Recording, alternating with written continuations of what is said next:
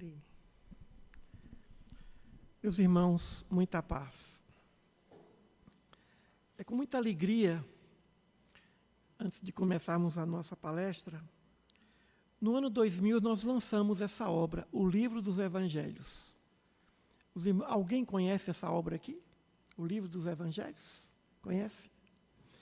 Esse trabalho, nós reunimos os evangelhos de Mateus, Marcos, Lucas e João, reunidos num só. Muitas vezes a gente lê os trechos de Mateus separadamente, Marcos, Lucas e João, e muitas vezes naquele mesmo episódio, um narra um detalhe que o outro não narrou. Então nós levamos 3 anos para reunimos os 4 evangelhos, como se um único evangelista tivesse escrito. É evidente que aqui tem as referências de todos eles. Mateus, Marcos, Lucas e João. Lançamos no ano 2000, em homenagem a 2000 anos com Jesus. Muito bem. Depois de 2000, aí começamos a fazer esse trabalho aqui, que é o Livro dos Evangelhos comentado. Tratado dos Evangelhos. Alguém já tem aqui? É a Zenóbia, da livraria Castro Alves aqui. Ela falou, vem na segunda para falar do tratado. Porque o livro foi lançado no domingo. E muita gente que vem na segunda não vem no domingo. E tem poucos livros na livraria. Em 3 meses, essa edição foi vendida. Em 3 meses esgotou. É o livro para o culto do Evangelho no lar. Então, primeiro veio esse. Quem quiser ler só os Evangelhos sem interpretação, é esse aqui. Depois veio esse. Os mesmos textos com interpretações. Um trabalho que foi feito ao longo de quase 18 anos. Foi concluído no ano 2019 e somente foi lançado agora por causa da pandemia. Fizemos aqui o pré-lançamento, lançamento. Agora chegou a hora de contar algumas histórias já envolvendo esse livro. Vou contar só uma, que veio lá da cidade de Anápolis, onde também nós lançamos. O presidente do Centro Espírita lá, São Francisco de Assis, Sebastião, me disse que ele lançou o livro lá, lançamos o livro, e ele encaminhou um exemplar para uma senhora que sofria de depressão. E depois ela disse a ele que estava programando o suicídio programado. Vou organizar minha vida, depois me mato. Quando chegou o livro na mão dela. Por acaso, ela abriu o livro. E caiu bem na parte da crucificação de Jesus. E ela resolveu ler todo o capítulo da crucificação. E depois ela leu todo o livro, em menos de um mês. E ela disse que, à medida que ela ia lendo, ela ia vendo que não tinha nenhuma razão de se matar. Então, esse livro já livrou alguém de um procedimento que fere profundamente as leis divinas. Desistir da própria existência. Mas aqueles que desistem da existência, mesmo sem o suicídio, que se abandonam, entram numa tristeza mórbida e que entram na patologia da depressão.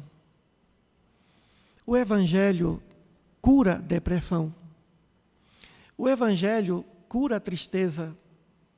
Nos motiva a viver. Então, fiquei muito feliz com essa notícia. E eu começo essa fala de hoje falando sobre isso. Quando nós escrevemos esse trabalho, escrevemos porque nós sentimos um profundo amor por Jesus. Mas, ao término dessa obra, nós começamos a sentir o que Ele sente por nós. profundo amor. E Jesus não deixou que a sua história de vida terminasse numa cruz, com a sua mãe sofrendo, seus entes queridos também. Aí vem a ressurreição.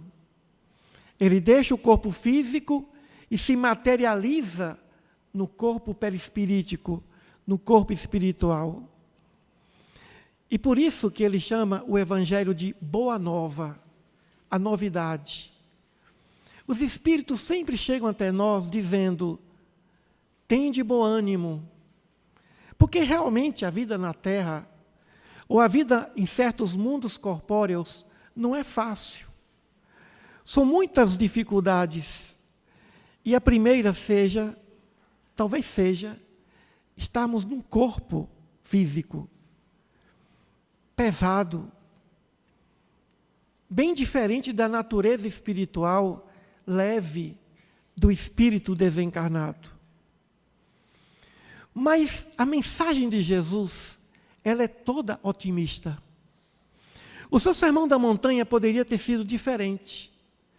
Ao invés de dizer, felizes os mansos e pacíficos, ele poderia dizer, triste daquele que é violento, infeliz daquele que julga. Ele poderia tratar de assuntos profundos, falando numa linguagem pessimista. Mas o seu mais belo perdão, sermão, ele vem tratando do otimismo, da motivação. Motivação não só para viver, motivação para ser melhor. Para que alguém possa buscar uma virtude, tem que estar devidamente motivado ou motivada para adquirir aquela virtude. Para que alguém possa acordar pela manhã com aquela energia baixa e dizer, e agora? Mais um dia, mais uma rotina. Como é difícil conviver com essas pessoas. Ou seja, o homem velho vivenciando a situação da tristeza de uma rotina. Mas aí vem o homem novo de Paulo de Tarso. O dia é o mesmo, as pessoas são as mesmas. A rotina está aqui à minha frente. Mas eu não poderia ser o mesmo. Não poderia ser a mesma pessoa. Porque aqui agora eu tenho um propósito. Eu tenho um objetivo. E meu objetivo é conseguir e conquistar virtudes. Por exemplo, a virtude da humildade. É muito fácil sermos humildes com quem é humilde. Sermos amorosos com quem é amoroso. Sermos bons com quem é bom, quem é generoso. Mas mantermos a calma diante da violência, da agressão, do desrespeito, a não ser que tenhamos o objetivo de adquirir a virtude. Mas como? Como obter o objetivo da calma? A calma é o nosso maior patrimônio. Podemos perder tudo, menos a calma. Porque quem perde a calma perde a razão, mesmo tendo razão. Mas como manter a calma no trânsito? Como mantermos a calma diante das injustiças sociais? Diante dos conflitos íntimos, nossos mesmos? Diante das nossas relações com pessoas diferenciadas ou diferentes? Aí vem Jesus. Não vos preocupeis com o dia de amanhã. A cada dia basta o seu trabalho. A cada dia basta o seu mal.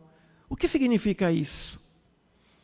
Se você vai a um ambiente de trabalho difícil, conflituoso, pensando, meu Deus, eu não tenho para onde ir, vou ficar aqui mais 3, 4, 5, 10 anos, ou até eu terminar minha faculdade. Não é fácil suportar. Mas se alguém fala, não, eu vou trabalhar por semana. Eu vou viver por semana. Porque a qualquer momento eu posso também deixar esse trabalho. mesmo que não possa. Quando Jesus fala, a cada dia basta o seu trabalho, não vos preocupeis com o dia de amanhã, ele não está falando da imprevidência. Ele não está a dizer que não devemos nos preocupar com o futuro. Não é isso. É que, muito pelo contrário, é que nós precisamos de concentração plena para o momento presente, aqui e agora. Se nós nos envolvemos aqui e agora, amanhã vai ser uma consequência. É como o salário. O salário não pode ser o objetivo. O salário deve ser uma consequência. Então, se concentre no dia de hoje. E no dia de hoje, dê o seu melhor. Depois ele diz assim: aquele que quiser vir após mim, tome a sua cruz e siga-me. O que é tomar a cruz? Que cruz é essa? Geralmente nós pensamos, é a cruz do sofrimento. Não se trata de sofrimento, mas a cruz dos nossos deveres diários. As nossas cruzes são os nossos deveres. E Allan Kardec nos diz uma frase interessante. No livro O Evangelho segundo o Espiritismo, tem lá a frase: o homem que cumpre o seu dever ama a Deus mais do que as criaturas e ama as criaturas mais do que a si mesmo. A nossa cruz é o nosso dever. E é o dever que vai nos santificar. É o dever que nos santifica. E todo dever é sagrado. Não existe um dever maior que o outro. Uma missão maior que outra. O indivíduo pode alcançar a angelitude varrendo uma casa, varrendo uma rua, como governando um povo.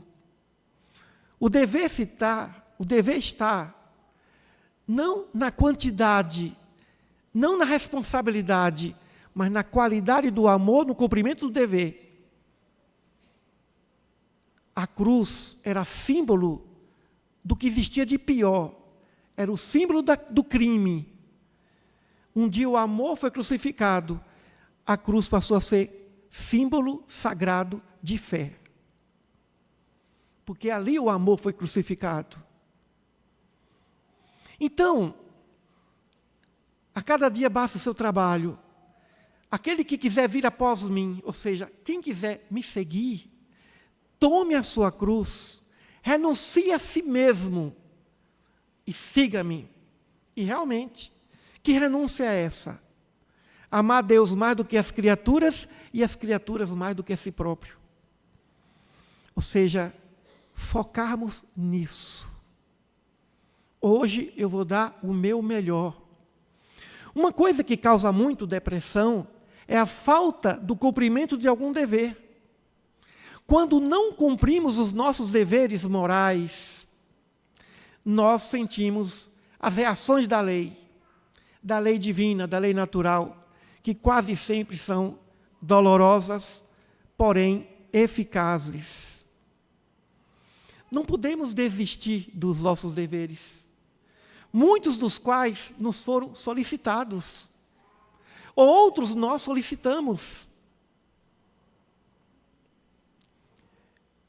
Com isso, nós começamos a perceber o valor do tempo presente, o valor do hoje, o que nós poderemos fazer a cada dia em prol da nossa evolução espiritual.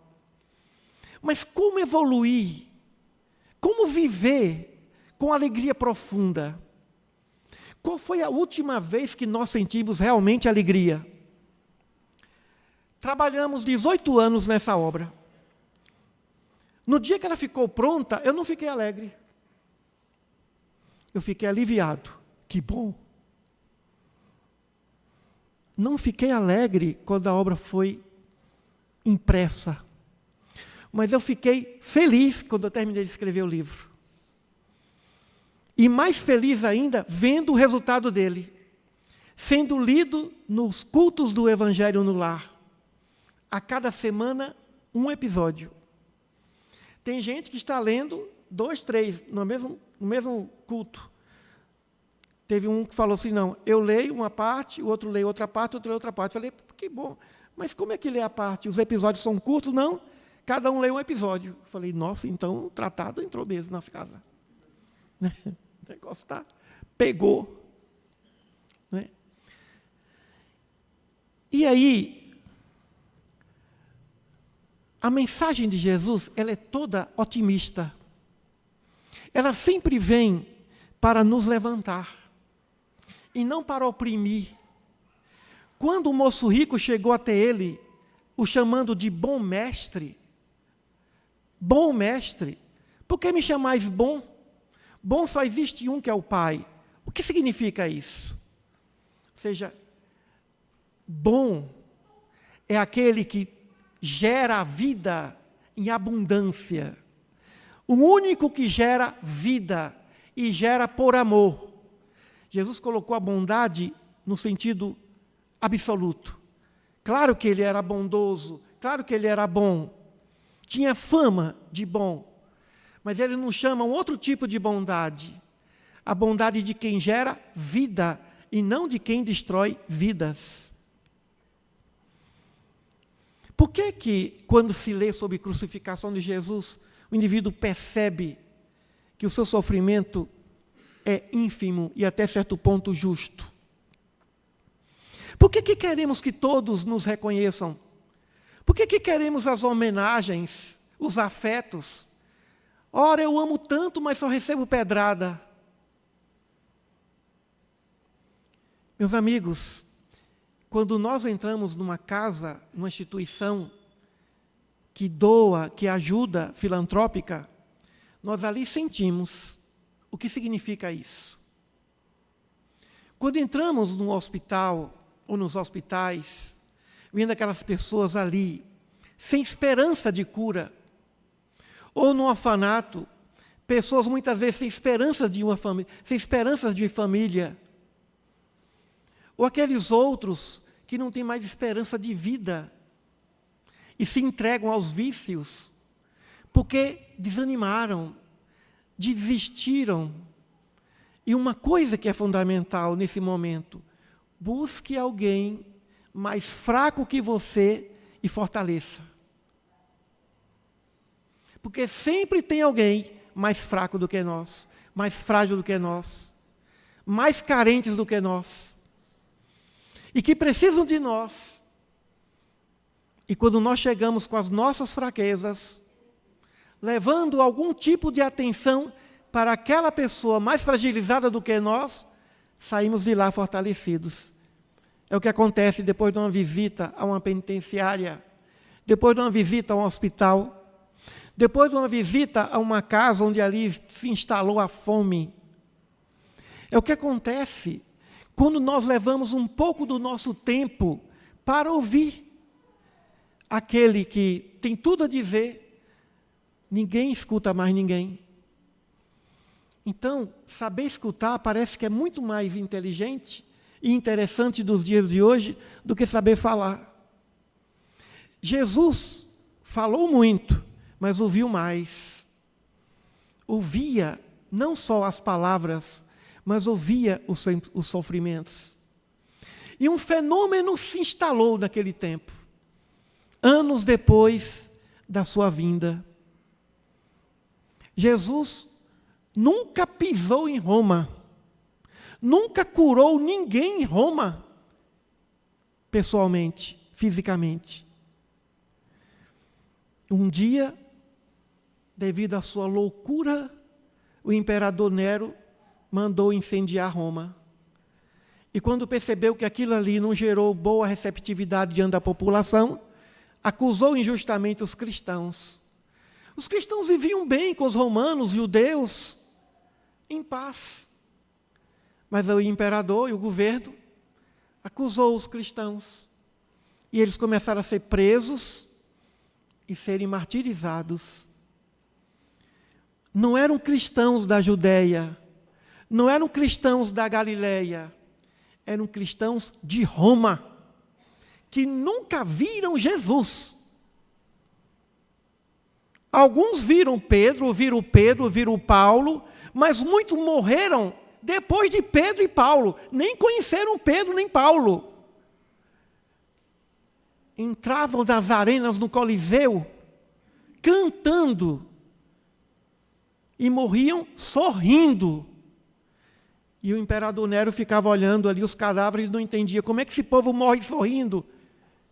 Que loucura é essa? É a loucura do amor, porque não bastou a cruz, não bastou o sangue da cruz, precisou de sangue de milhares de pessoas, romanas, cidadãos, generais, senadores, romanos e romanas, que preferiram morrer a negar as verdades que eles aceitaram, vindas do Cristo. Que motivação é essa? Que amor é esse? É isso aqui que realmente salva. Não se tratou ali de nenhum judeu. Quem morreu ali no Coliseu foram romanos, que não foram curados, que não conheceram Jesus, mas que deram suas vidas por Ele. Por quê? Porque, através dessa mensagem, eles sentiram motivação para viver, ainda que fosse depois da morte, que é o que eles faziam no Coliseu, lá nas prisões. Vou me encontrar com meu filho no além, vou me encontrar com Marco Túlio no além, porque a vida continua. E aquela famosa história de Joana de Cusa, tão bem contada pelo nosso querido e amado Divaldo Franco, quando o filho disse assim: mãe, abjura, nega esse Cristo, eu não tenho nada a ver com isso. Cala-te, meu filho, porque ele morreu.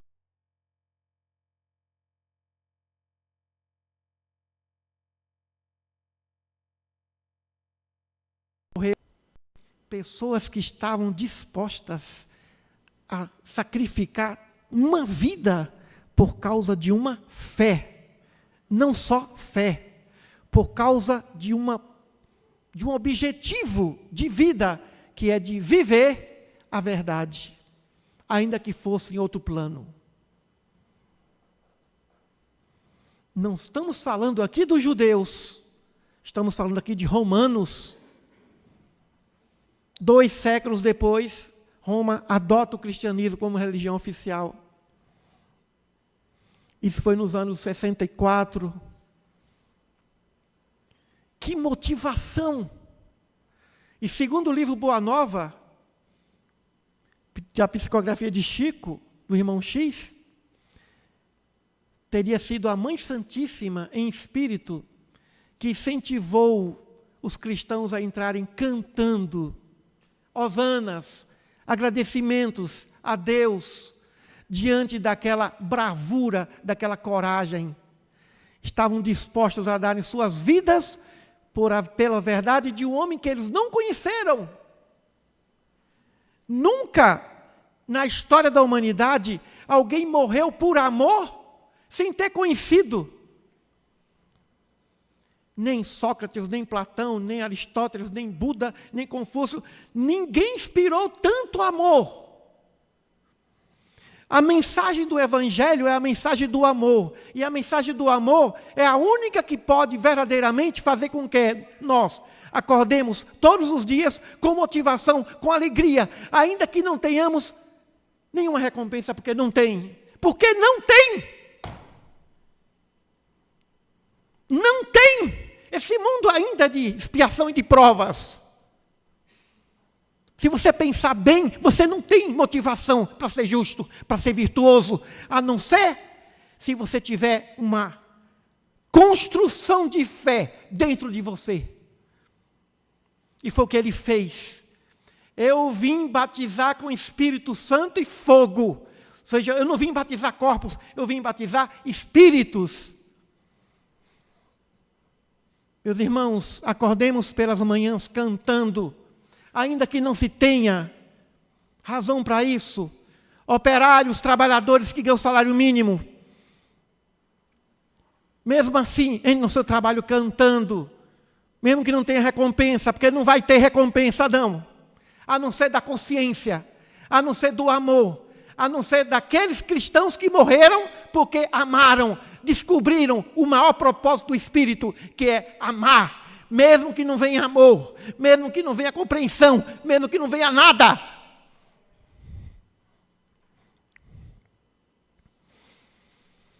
Porque o amor nada exige. O amor só quer uma coisa, a sua plenitude. O amor só quer uma coisa, ser doação. É um amor de mãe que não cobra nada. É um amor do amigo que não cobra nada, do pai que não cobra nada.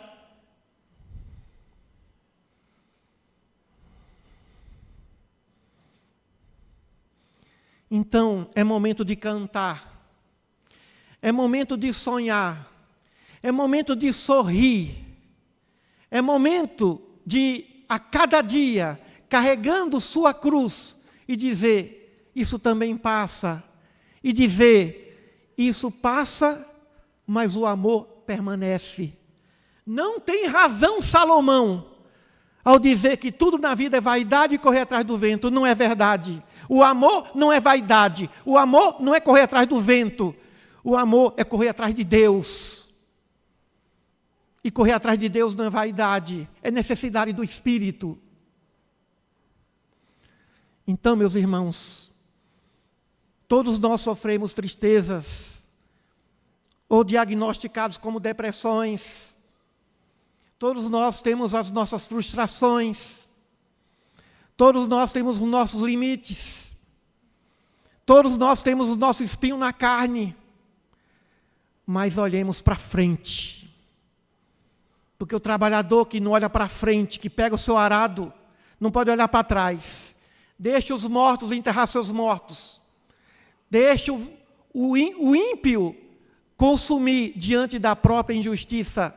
Mas não vamos desistir de sermos mansos, pacíficos, humildes, sérios, responsáveis, honestos e sinceros diante da nossa consciência. Porque a felicidade maior é a plenitude de uma harmoniosa atitude diante da própria consciência. E é por isso que aí sim, aí dá vontade de viver, aí dá vontade de morrer, dá vontade de fazer qualquer coisa em nome desse amor. E como ele mesmo disse, a mulher samaritana, quem bebe dessa água nunca terá sede.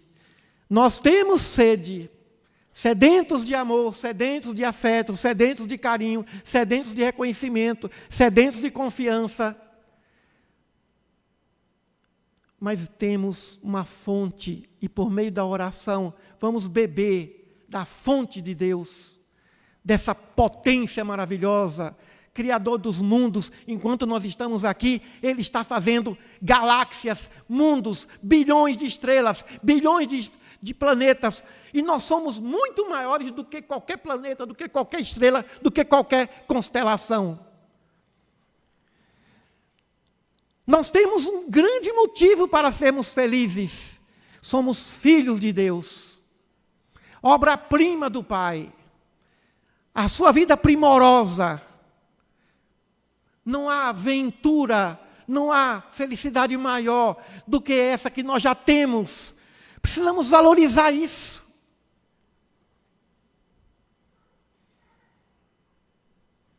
Mas, infelizmente, ainda sofremos, porque nós valorizamos as conquistas materiais ou as conquistas da quantidade. Quanto que você fez, e não da qualidade, como você fez. Então, meus queridos, não vamos desistir de nós mesmos. O suicídio daquele que se mata, o pior deles, é aquele que se entrega ao estacionamento espiritual da evolução. É aquele que desistiu de amar. O suicida, antes de tudo, é aquele que desistiu de amar, porque somente quis ser amado. Egoísmo. Não vamos exigir nada de ninguém. Não nos apeguemos a nada nem a ninguém. Mas se nós amarmos, todos se apegarão a nós. E no dia da partida, nós estaremos alegres e felizes.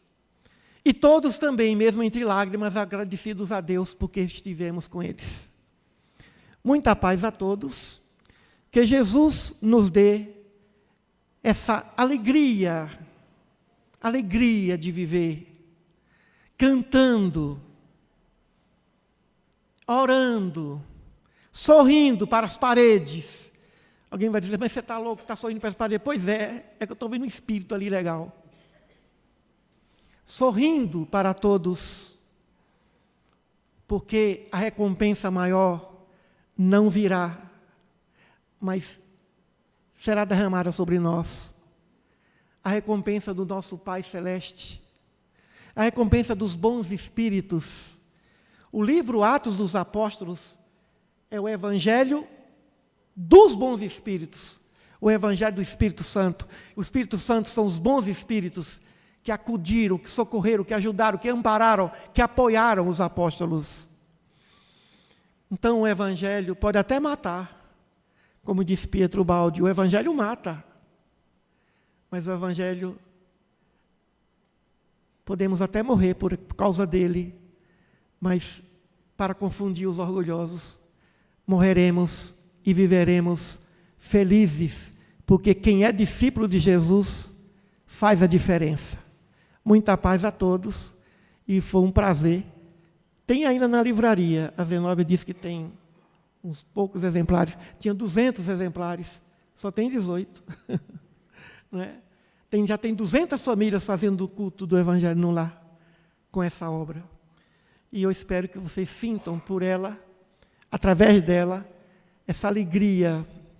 Eu senti alívio quando eu vi o livro pronto, mas senti alegria quando eu terminei de escrevê-lo, porque eu vi o quanto que Jesus nos ama, mesmo dando uma missão sagrada como essa, a um indivíduo que não sabe escrever, que não sabe tanta coisa assim. Muita paz a todos, e que Ele, o nosso querido e amado, idolatrado, querido Mestre Jesus, o nosso Rei, a nossa majestade espiritual, o nosso sol espiritual, que esse sol irradie em todos os corações da face da terra, em todos nós. Muita paz a todos. Os nossos sinceros agradecimentos